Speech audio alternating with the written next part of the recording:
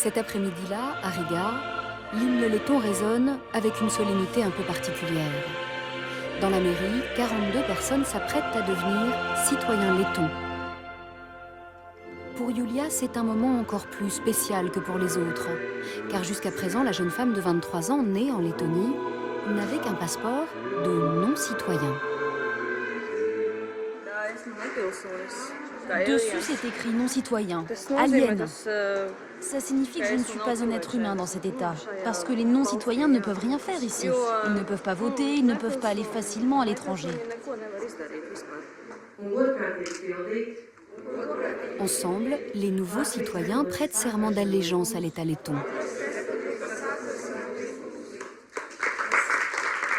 Dans quelques jours, Yulia recevra enfin son passeport letton, le début d'une nouvelle vie. Quand j'aurai la citoyenneté, je pourrai travailler comme infirmière militaire. Aujourd'hui, je travaille à l'hôpital, mais l'armée, ça a toujours été mon rêve. En Lettonie, plus de 30 professions sont interdites aux non-citoyens. Ils représentent pourtant encore près d'un habitant sur 6. Depuis 7 ans, on se maintenait au niveau de 2 à 3 000 naturalisations par an. Mais l'an dernier, on est passé sous la barre des 2 000 et cette année, ça devrait être la même chose. Dans les rues de Riga, impossible de distinguer un citoyen d'un non-citoyen. Ces lettons de seconde zone sont tous des russophones. À l'indépendance, le nouveau pouvoir avait refusé de les naturaliser automatiquement par peur de retomber un jour sous le joug des soviétiques. La députée en charge des minorités reçoit régulièrement la représentante des non-citoyens. Aujourd'hui, la question de l'intégration des russophones pose toujours autant de problèmes. Quand les non-citoyens voyagent en Europe, ils ont beaucoup de problèmes au passage à la douane, parce que personne ne comprend leur statut et ce que signifie ce passeport. Pourquoi est-ce qu'on ne leur a pas donné la citoyenneté? Ont-ils commis un crime pour être des non-citoyens? Moi, j'ai honte, car ce statut de non-citoyen ne correspond pas aux standards élevés auxquels prétend l'Union européenne en matière de droits de l'homme. Maskava Svojtate, littéralement la banlieue de Moscou en letton. Un quartier de Riga construit pour accueillir la main-d'œuvre et les militaires soviétiques après l'annexion de la Lettonie par l'URSS en 1940. Irina est arrivée ici à l'adolescence et n'en est jamais repartie. Moi, je me sens citoyenne de Lettonie. Ici, il y a mes racines, j'habite ici, j'ai toujours travaillé ici. Tout ce que j'ai est lié à ce pays et à ce peuple. Et pourtant, quand Irina fait ses courses, c'est toujours dans sa langue natale. Plus de 20 ans après l'indépendance, le quartier est resté majoritairement russophone. Notre identité russe, personne ne pourra jamais nous l'enlever. Mais c'est complémentaire à notre appartenance à la Lettonie. Ce n'est pas du tout incompatible.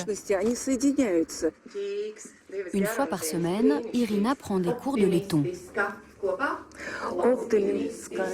L'apprentissage de la langue est obligatoire si elle veut acquérir la citoyenneté.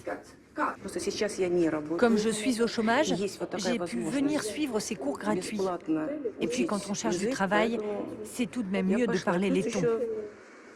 Dans l'immense marché de la capitale, les écriteaux sont uniquement en letton, mais à la caisse, on parle souvent russe. À Riga, l'écriture cyrillique a disparu des panneaux au profit de l'anglais. Qu'importe si les russophones représentent 40% de la population. Alors au congrès des non-citoyens, on n'hésite plus à parler de russophobie.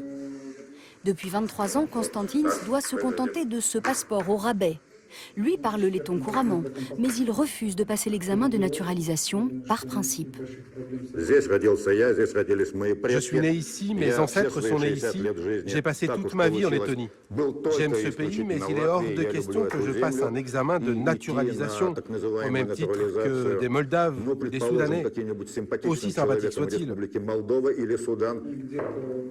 Le principal blocage concerne surtout la partie historique de l'examen, jugée déshonorante par les non-citoyens.